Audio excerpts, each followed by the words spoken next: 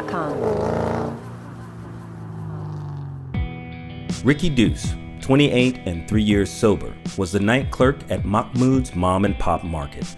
He was a small, leanly muscled guy, and as he sat there, the darkness outside deepening towards midnight, his tight little Irish face looked pleased with where he was.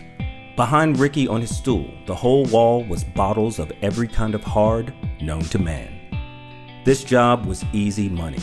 A sit-down after his day forklifting at the warehouse. He already owned an awesomely restored 64 Mustang and had near $10K saved, and by rights, he ought to be casting around for where he might take off to next.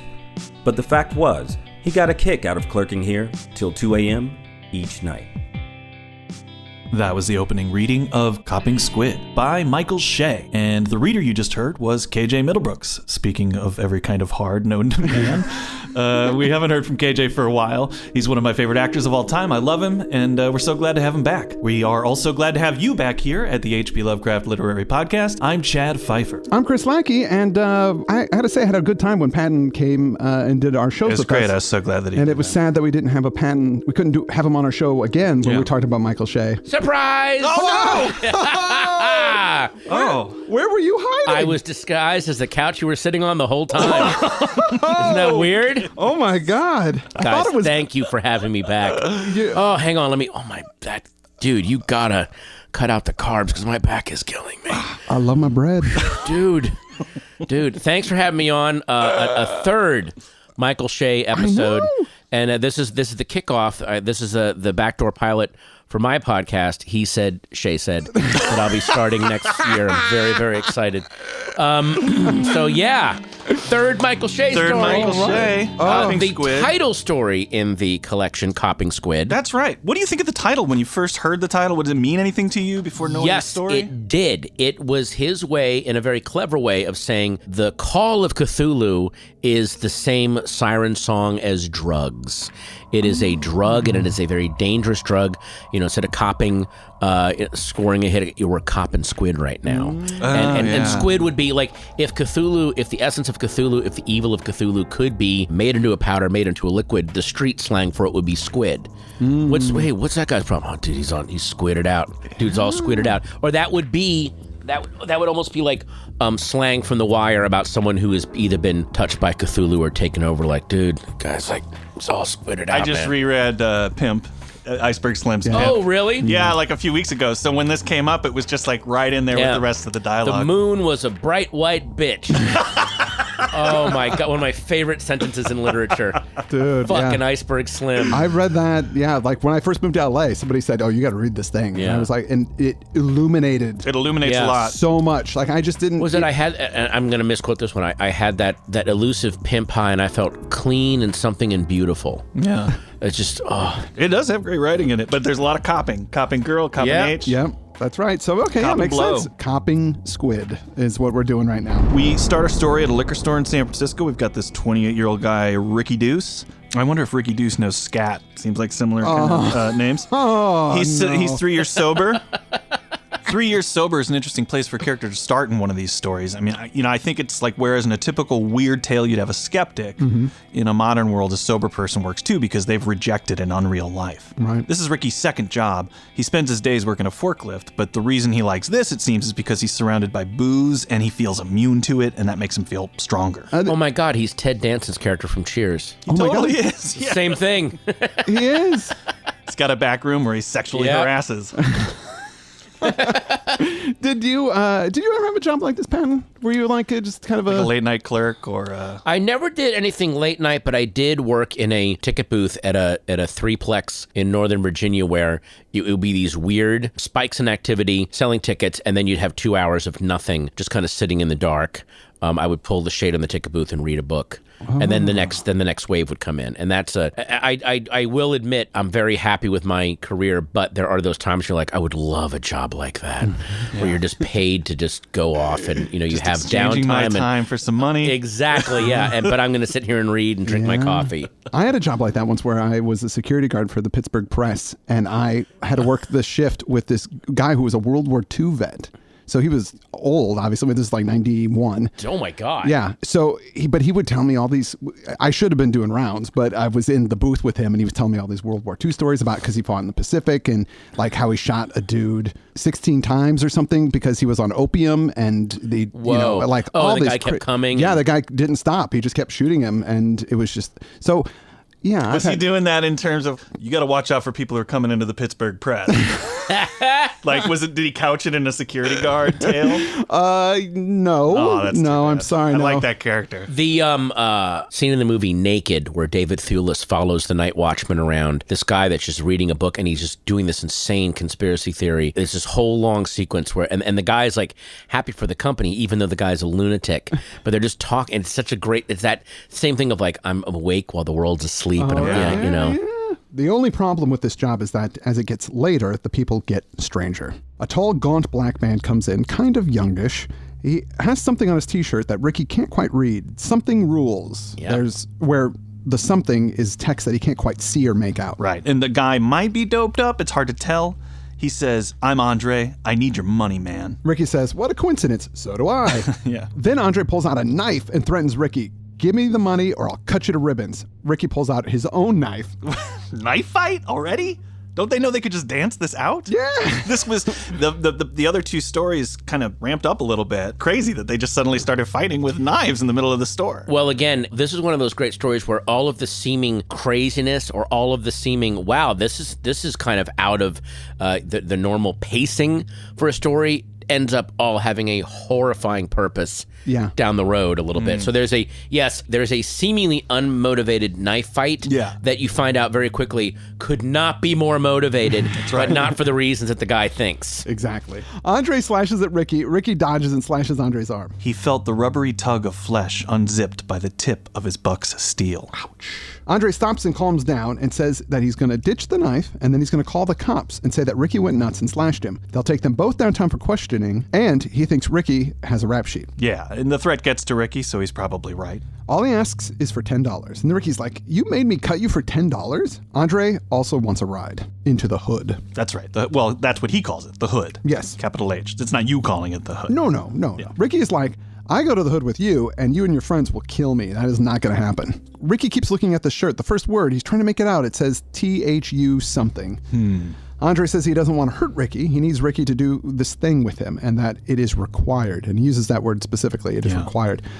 He needs two things from somebody else, the money and the ride. Ricky wants to know why he needs him to do this, and Andre says, that's the procedure. There are rules for seeing the one I want to see. I guess it's kind of a something borrowed, something blue kind of thing. But I love how this story just dives right into this confrontation and this debate. Should I do this? I mean, the speed at which it happens makes it a dreamlike experience and more likely that Ricky would actually, go along with it. Right. So Ricky's unsure of the whole thing, and Andre starts to call 911. So he puts his hands up in a surrender. Look, okay, fine. Andre says, you're not making a mistake. You see this thing for yourself, then you'll understand. So Ricky and Andre leave in Ricky's Mustang, and they drive down into the hood. There's just pawn shops and liquor stores. He says there's a whiff of Mad Dog in the air. Good old Mad Dog 2020. There are clumps of people, mostly in tracksuits, hanging around on various street corners. The streets themselves are totally deserted, but Ricky keeps hitting red lights. Now, he would normally blow through them on a deserted street, but he feels that if he would go through a red light, it would be a declaration of unease to the locals. Eventually, though, he does blow through one of the lights, and he's right. Now the folks begin to laugh and shout things as he drives by. And for the first time in 3 years, Ricky feels like having a drink. This is his descent into the other world, and he's kind of resisting it. He tells Andre, give me the address and let's finish this. I wonder if there's this copping energy in the air that he's sensing, like everybody's hungry for something. But Andre gives him this wad of bills and says, take that and just drive me a few more miles. And it's around $5,000. Yeah. Ricky can't understand it. Yeah. Which is crazy. And it's kind of the most horrifying part of the story because I can't think of anything more unnatural than somebody giving up money. It's so weird that you mentioned that. There are horrors to come in this story, but that moment when the guy just gives him $5,000, it's the most horrifying part of the story. And it's the one thing I think Michael Shea kind of fumbled was way more warning sirens should have started going off in Deuce's head when a guy just gives you $5,000 after being, and where the hell did $5,000 come out? You know, this weird seeming skeevy street guy has $5,000. You're like, wait a minute, jump out of the car and run away. Well, because you're trying to understand the motivation of this guy. You're in with the crazy dude. You're like, what's up? So his motivation's money. That's everybody's motivation. Yeah. Oh, wait, it's not. Like, this isn't about money. What could it be about then? And then that is what is really unnerving. And like recruitment into any kind of cult or into any kind of drug lifestyle, I mean, there's steps that are taken, and it seems like Andre is leading him through them very carefully. Yeah. He tells him here, you come in, you watch me connect. This is what the $5,000 is for, by the way. He says, you get the $5,000. The only catch to it is you have to come in with me, which wasn't part of the deal before. Right. Then he says, you come in, you watch me connect, and you go out again scot-free, no harm, no strings attached. I got to bring blood money, and I got to bring a witness. I lied to you. It wasn't the ride I needed. It was a witness. All right. I think that the cult recruitment aspect of this is incidental to Andre getting what he wants. In other words, I want to commune with this thing. So if the requirements are blood and an exchange of money and a witness, I'll get those things. Whatever happens to Ricky after this, I don't care. Because matter. I need to be absorbed and I need to commune. This is about me at this point. Although, if you think about it, that's an even more effective cult recruitment if you show something, you give someone a glimpse of something that is so much bigger than them that you don't even care if you recruit them or not. You know, and it makes people go, wait, what is this thing that someone is willing to give up that kind of money and that kind of blood and that kind of pain for? You know, there is something weirdly intriguing about that. And clearly that's happened a lot here because a character we meet at the end of the story, I think, had that experience where he witnessed it but decided not to participate. Yes, although now we can get to that. We'll get to that. Yeah, we will get to that. It made me think of that when you said that is that. actually interesting that you putting that. Okay, yeah, we'll get to that. So all these people start coming out to the car, and Ricky's getting nervous. Andre says, Richie, I'm going to... He keeps getting his name wrong. Saying Richie. He goes, Richie, I'm going to show you the power and the glory. Learn from these fools. Learn their awe, man, because what I'm going to show you up in those hills is awe. Andre jumps out and he makes a big show, tells people that he's going to show them something real. Ricky's angle was still too acute to let him decipher exactly who it was who ruled. But all these encircling faces, they seemed to know. They shared a vision of awe and terror and something like hope, a frosty hope, endlessly remote, but hope. Ricky realized that there prevailed on these mean streets a consensus of vision. He clearly saw that all these eyes had seen and understood a catastrophic spectacle beyond his own imagining. Andre barked, hoarse and brutish as a sea lion. Just look at me here. I have gone up to see him, and I have looked through his eyes, and I have been where he is, time without end. And I'm here to tell you, all you dearly beloved mongrel dogs of mine, I'm here to tell you that it's consumed me. My flesh and my time have been blown off my bones by the searing winds of his breath. I'm not far off now from eternity. Not far off from infinity now. Then Andre lifts up his shirt and it says that his thorax on its left was fine, but along his right side, his spine was denuded bone, and midriff there was none, and just below his hoisted shirt hem, a lathed bracket looped down, a fleshless rib as clean and bare as sculpture. Michael Shea bone work, man. A fleshless rib. Bone work. Fleshless rib. He works the bone.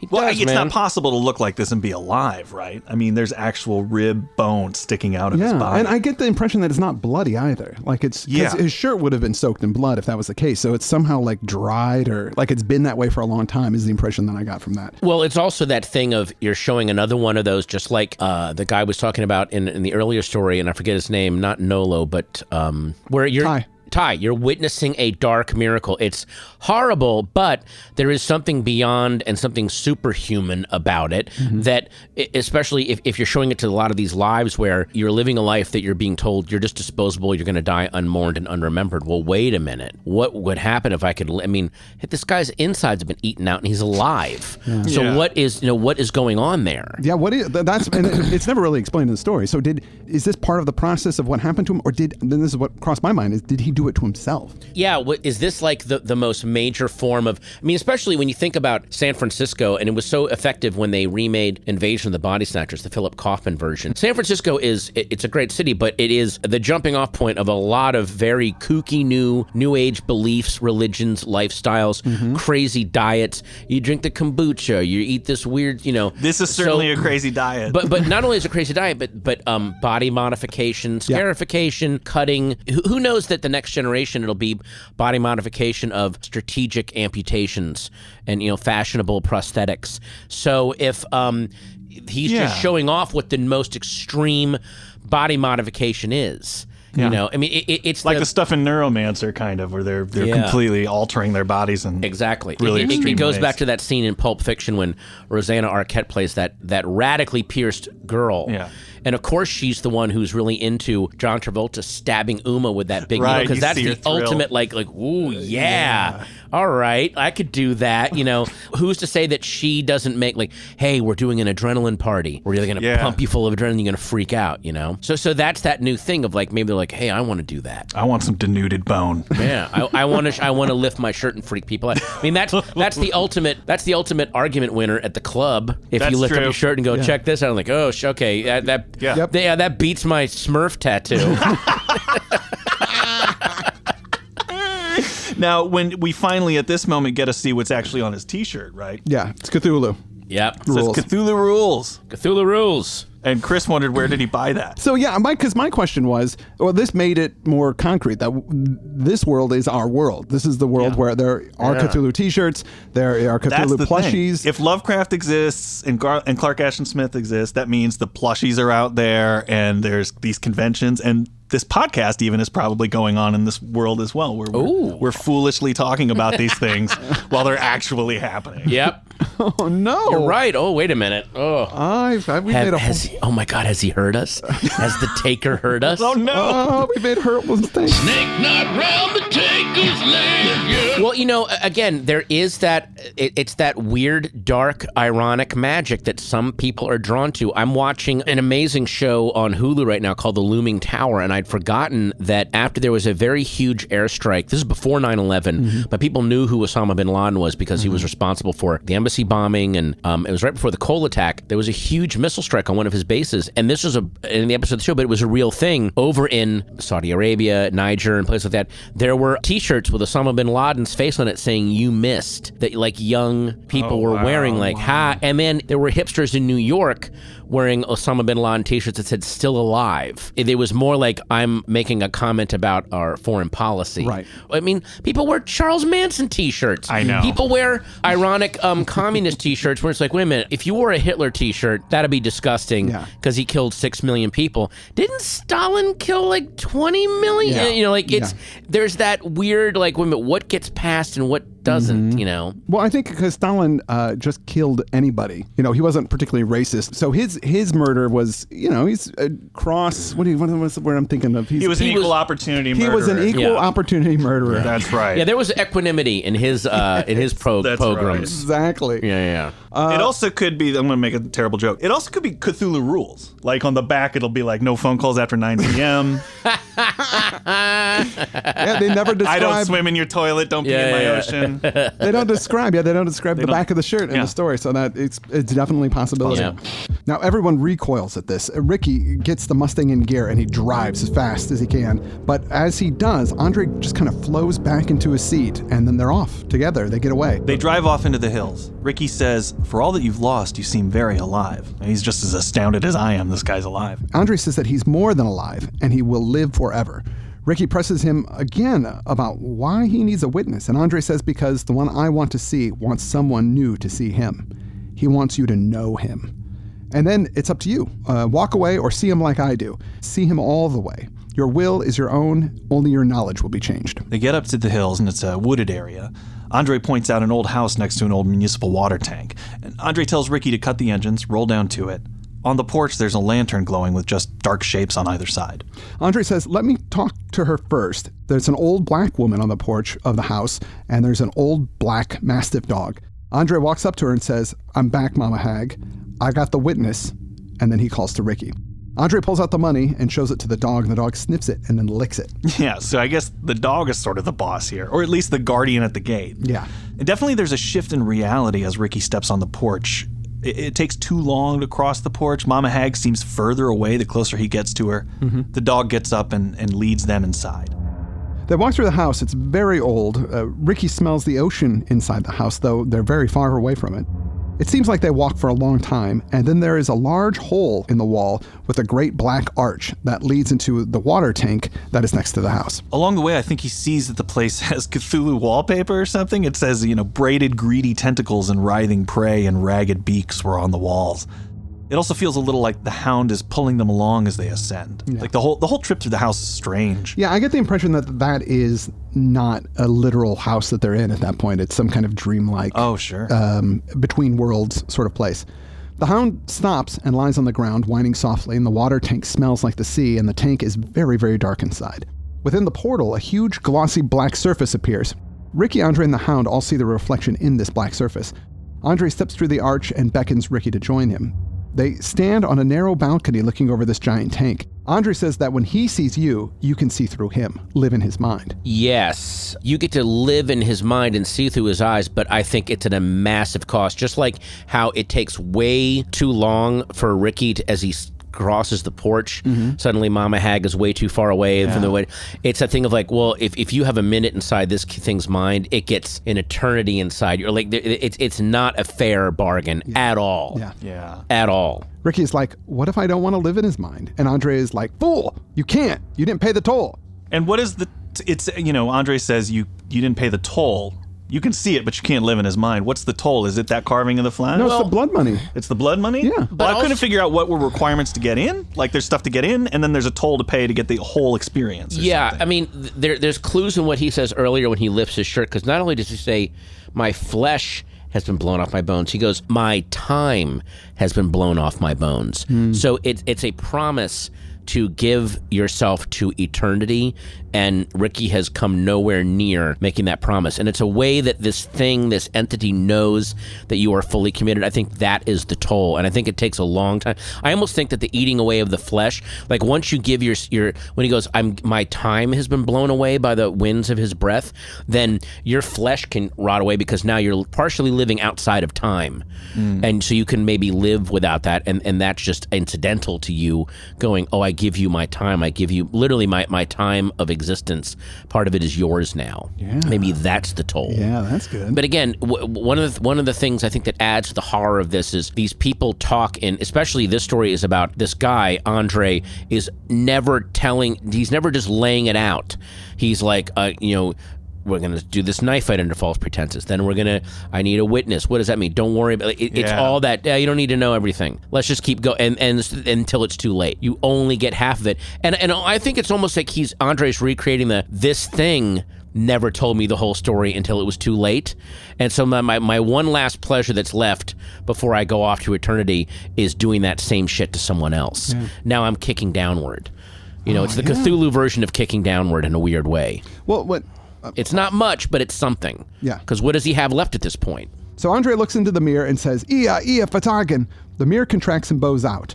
And it's not a mirror. It's a giant eye. Ricky is frozen solid. Within the eye, Ricky sees visions, a dizzying mosaic of lights, a grand midnight vision. The whole of San Francisco Bay lay within the black orb. Andre says, I can see it all coming apart. In detail, behold. It's like they float up into this vision, and Ricky sees monsters like dinosaurs tracking across the Bay Bridge, praying to something, and then everything becomes clear to him. Ricky knew. He knew this being into whose view he'd come, knew this monster was the king of a vast migration of titans across the eons of the countless space-times. Over the gale-swept universe they moved, these great old ones. Across the cracked continents they trawled, they plundered. Worlds were the pastures that they grazed, and the broken bodies of whole races were the pavement that they trod.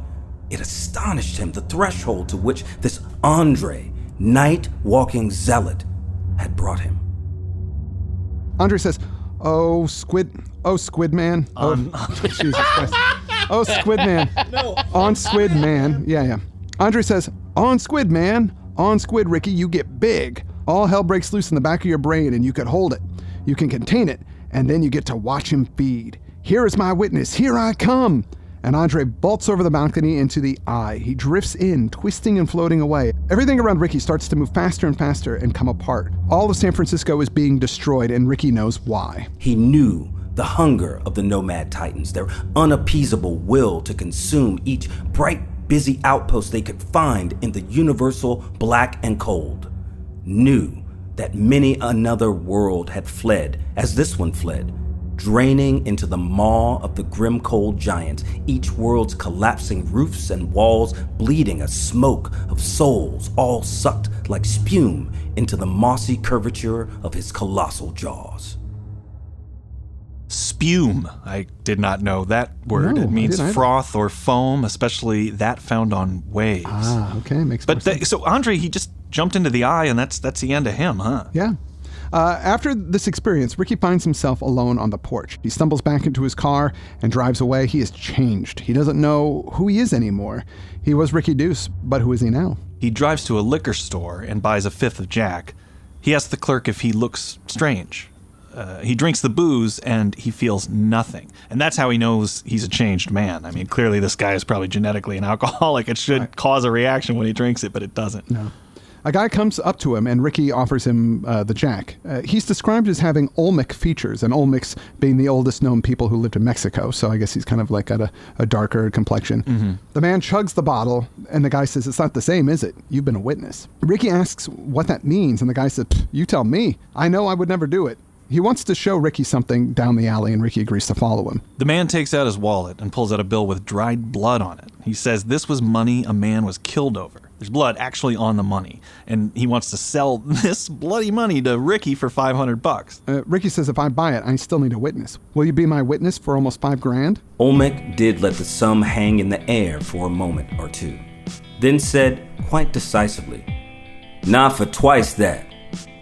So Andre got me cheap. Just by my book, you could buy witnesses around here for half that. I guess I need to think it over. You know where I hang. Thanks for the drink." And Ricky stood there for the longest time, thinking it over.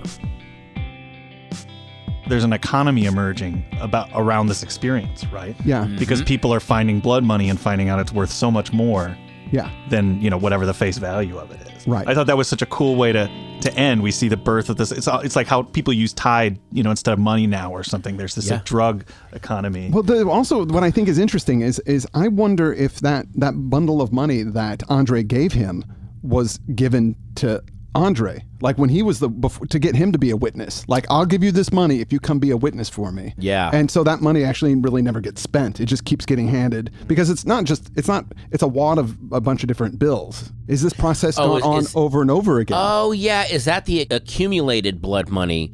Because once people pay their toll, they don't care about that. Just, take it. They don't and need people it just keep anymore. adding to it. But also, I just love the fact that Shea is so aware of, even in the face of a Cthulian invasion, the hustle doesn't stop. Does it? No. People are going to find a way to hustle. Yeah. The hustle doesn't stop. And if you can make money off of anything, I'll make money off of Cthulian blood tolls.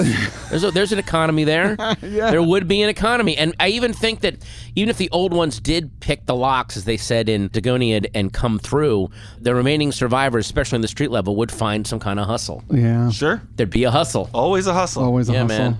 And That's what brings it so down to earth, All of these stories, he finds the way the humans react to these things is very human, right? Yeah. Like they don't decide, I'm going to go to the library and do a bunch of research and come back. And, they have little human desires and needs and wants. And Yeah, exactly. It's great stuff. Well, that brings us to the end of this particular episode. I want to thank you, Patton, for, again, taking the time out of your busy schedule to come and join us here and talk a little Michael Shea. Guys, thank you. And if you guys are anyone who's listening, read Copping Squid.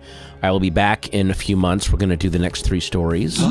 So Get ready to read the next 3. There's some really amazing ones coming up, including a weird riff on Edgar Allan Poe. Oh. Always like that. Yeah, and then one called The Pool, and then a really creepy one called The Presentation. And go find Michael Shea anywhere you can. There's Tor Paperbacks has put his stuff out. Centipede Press put out a gorgeous slipcover giant The Autopsy and Other Stories collection of all of his best short stuff. He's one of my favorite authors, Michael Shea, and thank you, HP Podcraft, for having me on. You're really welcome. appreciate Thank it. you. And thank you for introducing us to Michael Shea. Oh, enjoy, guys. All right, Cool. great. We're good for now. hppodcraft.com. Got spume, kid. Yeah, spewing. Yeah, there's a lot going on. There's a lot. Spume.